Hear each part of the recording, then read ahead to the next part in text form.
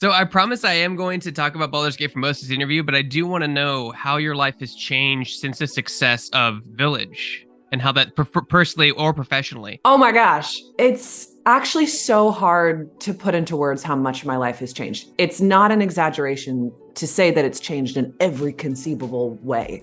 This is the role that launched my career. It put me on the map, not only with games, but also within media. So it really changed my life and essentially built a career for me overnight. So there's no words. I'm just so unendingly grateful to the team at Capcom for taking a chance on me and putting me in, coach. So yeah. Talk about how you got involved with Baldur's Gate 3. Was that did you do an audition? Did you get it through an agency? Like how did that process start?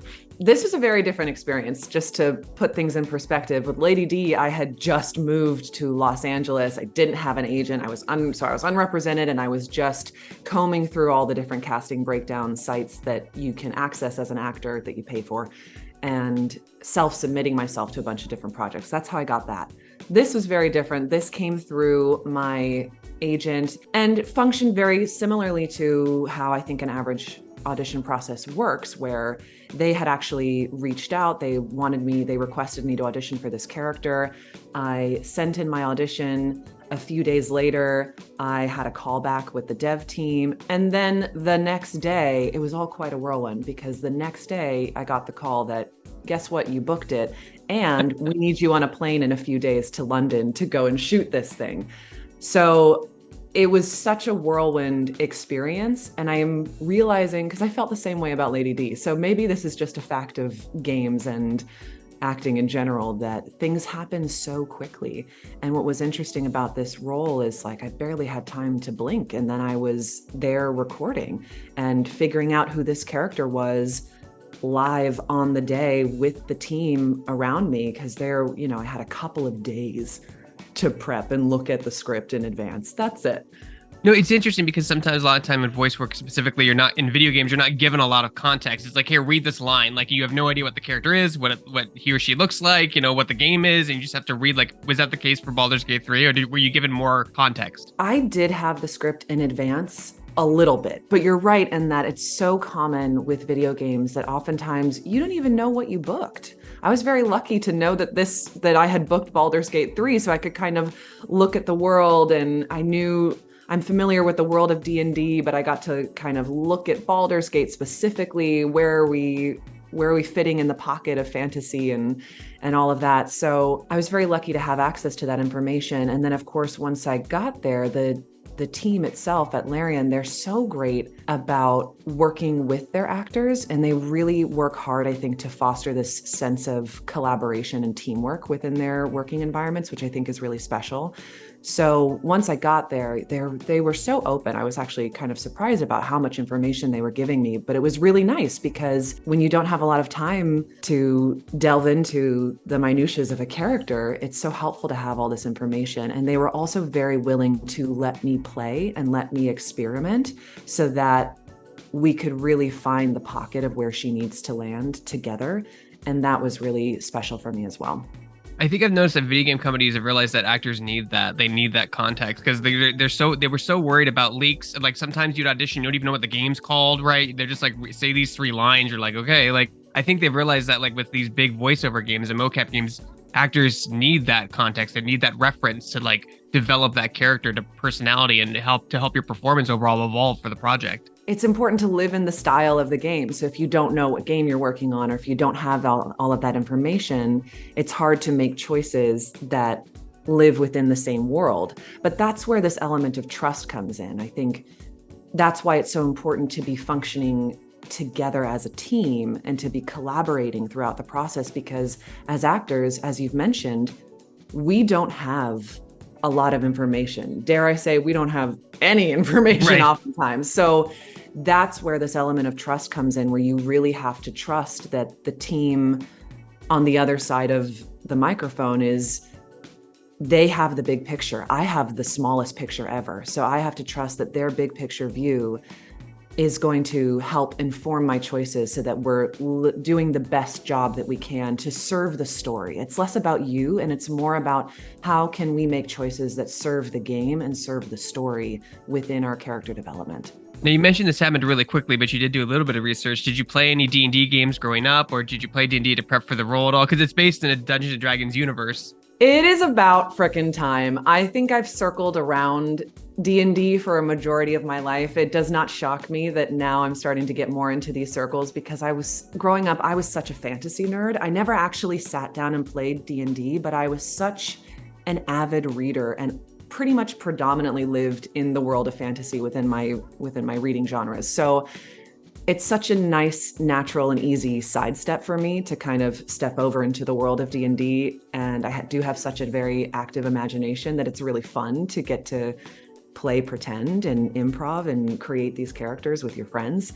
I did have the honor of working with Wizards of the Coast. They brought me to PAX East last December to go play a one-shot game with them. And just like a completely star-studded cast of characters. It was so fun. It was an absolute blast. It was my very first time playing D&D. So, stakes were high. Whew. But my first character that I created was like a 98-year-old tabaxi. So she was literally an old cat lady. And it was so fun. And also so fun for me because I think you can tell in the world of gaming, typically my roles that I'm playing and booking are these powerful villainess women. And so it's really fun for me to get to just be silly and goofy and let my freak flag fly in the world of D&D. It's fun because it's like you act professionally, but then when you play a game, you get to do the same thing, but you get to have more fun with it because you're your own director at that point. Yeah.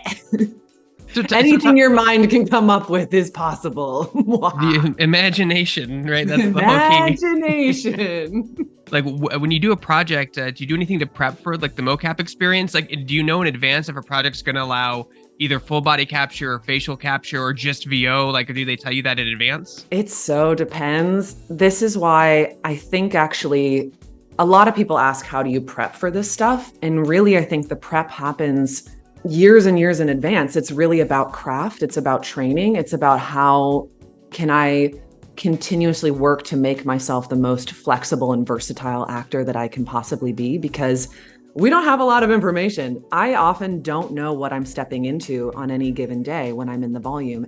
Every company is different. Every company works with a different set of parameters in terms of tech. So one of the things I like is that every time I'm working a job, it's different, and I'm always having to stay on my toes and keep up with these new set of circumstances. So I like that it's different, that every time is a new challenge. But that being said, you do have to remain sharp and continue to foster your imagination so that you are continuously able to come up with ideas on the fly and pivot and, do whatever they need you to do on the day.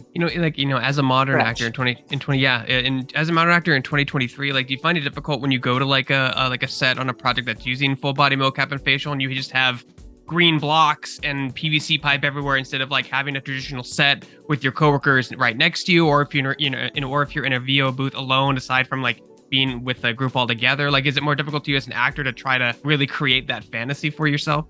It's an interesting question. I think there are challenges to both, to be quite honest. But what I like about motion capture is that for me, it feels actually quite similar to the world of theater and black box theater. And that's where my background is in theater. So there's this element of imagination that takes place where you don't have any other things that can tell the story for you. You can only rely on your body to tell and create a very physical story and a physical narrative. So I found that quite interesting, and it awakens something in my imagination to where I'm like, oh, okay, I really have to invest in this world. But it can be quite challenging when, you're working with Apple boxes, right? And PVC piping. You really have to believe it. So the challenge is, how can I, as the actor, invest in this set of imaginary circumstances and endow them as real so that the reality of the situation lives within my body and in my spine so that I'm physically reacting to this set of imaginary circumstances. It's challenging.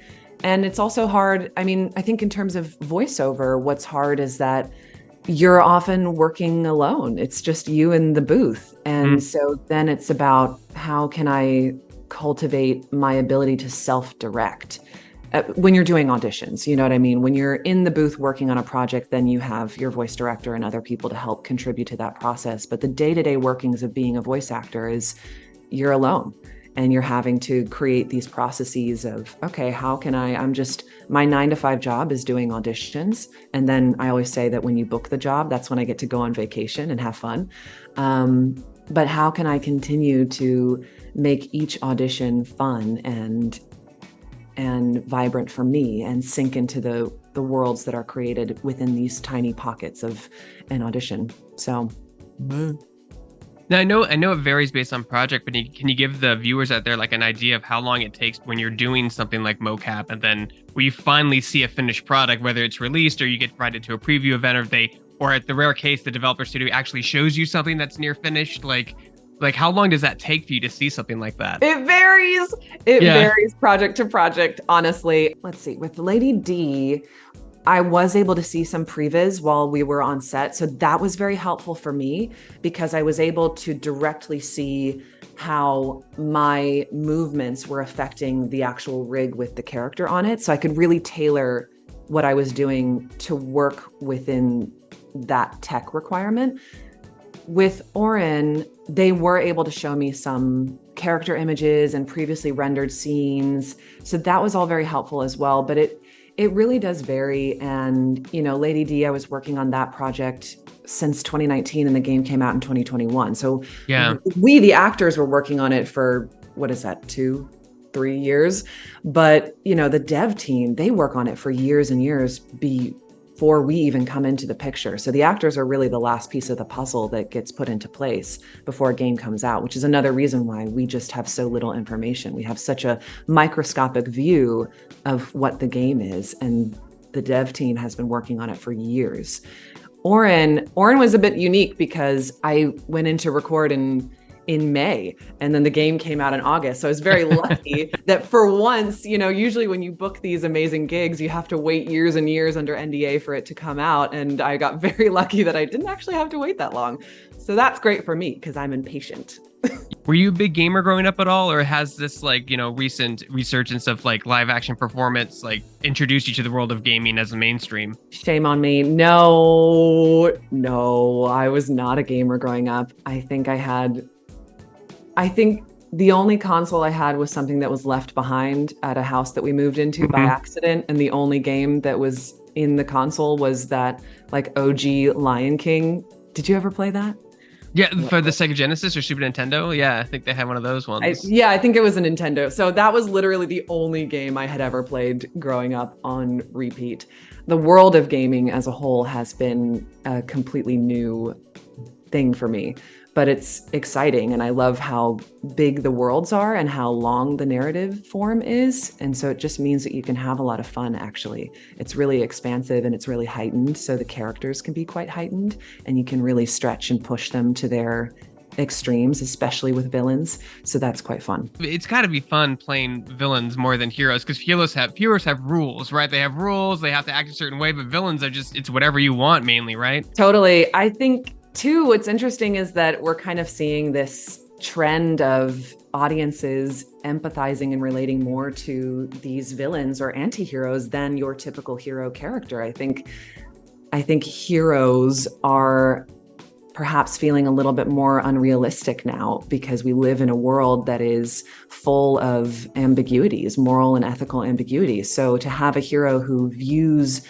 right and wrong in such a clear and black and white definition is unrealistic. And so instead we are relating to and perhaps seeing a bit of ourselves within these villain characters. And maybe that allows us to create a kind of safe space to where we can experience this cathartic release, I guess, and explore the darker sides of our own personality within the lens of these fictionalized villains. So I think that's pretty interesting. Yeah, you always, as an actor, you always have to figure out their why. The why is what's interesting. Our choices are what make people interesting, and therefore what make characters interesting. So why are they doing what they're doing? Why are they making these choices? And that's going to add the complexity and the dynamic nuances to the performance. Now, when the game finally is released to the general public and it's out for purchase, and you're playing it or watching someone playing it for the first time, do you ever have those moments where you're like, they used that take, that was the one that they used, really? Like, they didn't use the other 10 that I took? Like, do you ever have those type of moments when you're rewatching a game you've worked on? Honestly, no, because I don't remember what the takes were. And yeah, I don't remember what the takes were oftentimes, because you're doing so many lines. Sometimes you're doing so many lines that I just don't remember what they are. And you're working so quickly that they don't even have time to sink into long-term memory. You know, your brain doesn't have time to file it away because you're looking at the line for the very first time that day, and then it's gone. And you're moving on to the next line that you're looking at for the very first time that day. So I never feel that way. And I also think there's an interesting thing with video games, because the characters don't look like me.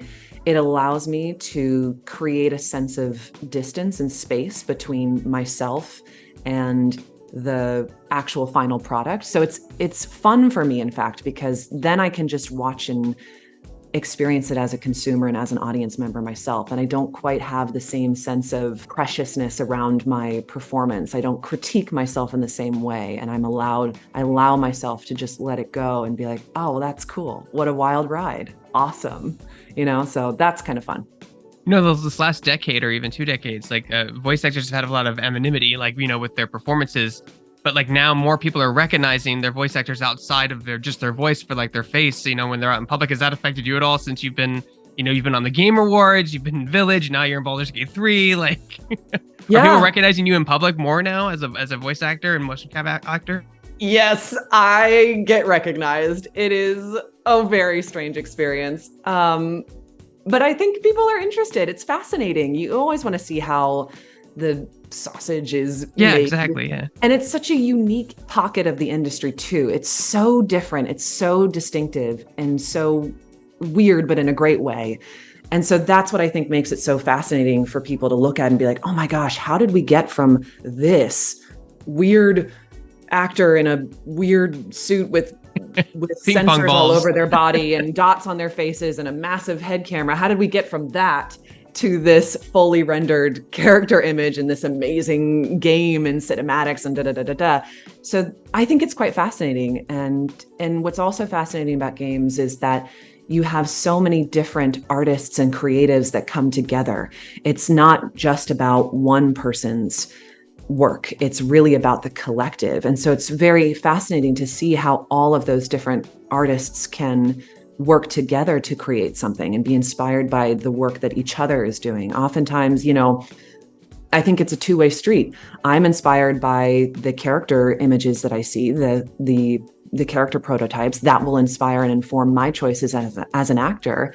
And then that in turn will inspire animators or writers to do this or that with the character itself. So it really is a conversation between these two parts of the industry. And I think that's what's so fascinating to see how it all shakes out as well. Now, for the mocap stuff in general, like, are you able to like run lines with the co-star like the day before? Like, how much is it like the same kind of process as you would have a television show, like with the co-actor if you're working with the same scenes? Depends.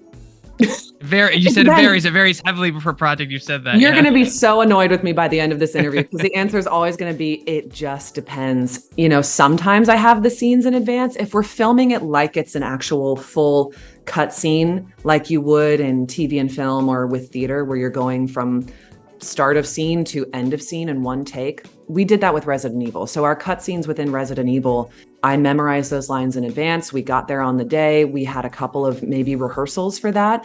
And then we did the scene from start to finish, and you had to be perfect and hitting your cues all the way through. So that functioned very similarly to theater, where my background was.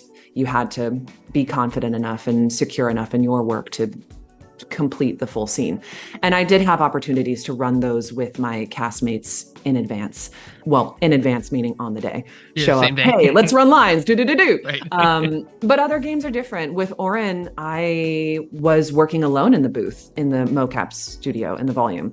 So wasn't running lines in advance with people. But also that's because Baldur's Gate is such a unique game. There's so much content because it's an RPG, so players' choices influence and tailor scenes depending on what choices they make. So there's an infinite number of possibilities of how a scene could play out. So we were recording line by line. And then what was interesting about that is you're having to start and end in these base poses so that depending on what choices the players make, we can kind of splice in the next appropriate line that would work based on that previous choice. So everything is different. Even the gigs that I'm just doing mocap on in the volume, you know, sometimes I have those in advance, sometimes I don't.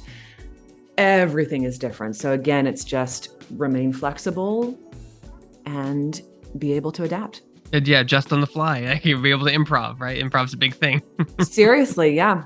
Yeah. Everyone thinks of improv as you have to be funny, but really it's, can you make new choices if a certain piece of your circumstances are changed? Can you improv an entire scene? Can you improv an entire character? So it doesn't necessarily have to be jokes, haha, funny. It's really about world creation. That's what improv is. Create new worlds. Now for Baldur's Gate 3, like you did the cutscenes and all the voice work, but do you also do like the incidental animations, like the spell animations or like the idle fight animations? Like, or is that something they do outside of the mocap on their own? I think they probably did that on their own. Okay. They're like, just I don't remember doing it. Just do this for like 10 seconds and then do a spell animation. No, I think they probably did that outside of my work with them. The last question I have for you, Maggie, is what do you think is the biggest misconception from an outsider looking at your career? Oh gosh, deep cut question. Oh, well, it's definitely harder than it looks. I think, oh wow. Yeah, this is a tricksy one, isn't it? I know the grind is real. I know that like the stuff that keeps me going every day is every day can be different, right? You have to look at every day as an opportunity. I know that's how I view life. You have to do every day is a different opportunity. Everything can change in a second, right? Yes. The grind is so real. Every day is different. I think when you have a sudden influx of success in the way that I did with my breakout role of Lady D, there's an assumption that everything else after that is just so perfect and wonderful. And in many ways it is. It added a lot of really good stuff to my life. But the fact of the career is that the goalpost is always shifting. So you think you've reached it, but then once you've reached it, it gets a little bit further away because now the objective is different. Now you want this, or that. So then I think the trick in terms of maintaining longevity within your career is not trying to shoot for goalposts, but trying to develop sustainability on the day-to-day. What I found with Lady D after that really took off and I had reached the quote unquote pinnacle of success that I wanted when I moved to LA is then I was like, oh, wow. Okay, but who am I outside of this thing that I now do for my job? What's interesting for, I think, a lot of actors and creatives is that these things started off as hobbies. They were things that brought me joy. And now when you've made them into a career, into your job, the thing that pays your bills, you have a different relationship to those things. So then a lot of the work that I did after the game was, okay, how can I fulfill myself and define myself by something more than just my career? And you have sacrificed so much just to get here that then I found that there was a deficiency in other areas of my life that I hadn't developed as much because I was so hyper-focused on doing this one thing over here. It was an interesting thing of, yes, you've reached a massive amount of success, but also it really highlighted for me the areas of my life that were lacking. And so then I had to do a lot of self-reflective work to build up those areas instead and figure out who I am outside of just an actor. How can I define myself as something more so that my worth is not dependent on what I'm booking? That's, I think, the thing that's key for longevity. You have to find your worth and your value outside of just your job. That's true for any career, but for actors in particular, it can feel so personal. The art feels so personal and it's literally, you are the brand. You are the product that you are selling. So it's very hard to detach yourself from that. But yeah, so I think that's really the hard work that you do as an actor. Ironically, a lot of it is self-development. You have to be really strong in yourself. Otherwise, you're not going to last. It's challenging. You hear no's all the time. I still hear no's all the time. Maybe that's a misconception. I still don't book everything. I still audition. I still get no's to a majority of the stuff that I audition for. So this is a fact of life. It's not like you're going to find one role that really makes it for you and then the rest of your life will be set. What's next for you that you can talk about? Are you going to do more games, TV show, go back to theater? What are you working on right now that we can look forward to seeing you in the future that you're allowed to talk about? There's the rub. The joke of voice actors is that you're just always under NDA about something. Yeah. So you'll definitely see me in some more games coming up. I don't know what the future will take. Where the future will take me. I'm kind of excited to see. I have a wide variety of interests, and so I feel like I will definitely try to expand my portfolio and see what else I can make happen for myself. But I'm also so happy and so excited by the work that I'm doing within voiceover and within games, because I find it quite liberating. I don't have to look like the characters that I'm voicing. And with on camera, I found that I was having to wait a little. My type is a little bit older on camera. I'm meant for more of the leading lady dramatic roles when they're 40 or 50. And when I moved to LA, I was not 40 or 50. So guess what? You're not booking those roles. But with voiceover, you don't have to wait. And also you can be anything that you want to be. If I want to be a weird little toad, I can be a weird little toad. I'd love to be a weird little toad. So, I have a lot of fun. I'm very happy with where I'm at, but excited to see what else comes down the line as well.